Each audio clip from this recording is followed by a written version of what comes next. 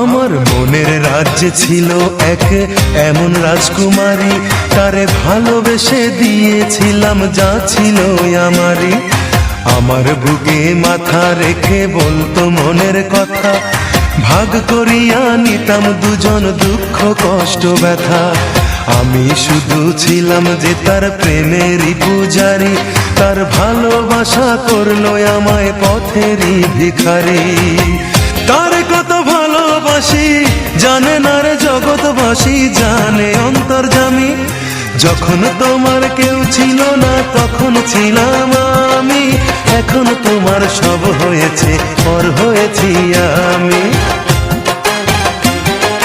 যখন তোমার কেউ ছিল না তখন ছিলাম আমি, এখন তোমার সব হয়েছে পর হয়েছি আমি।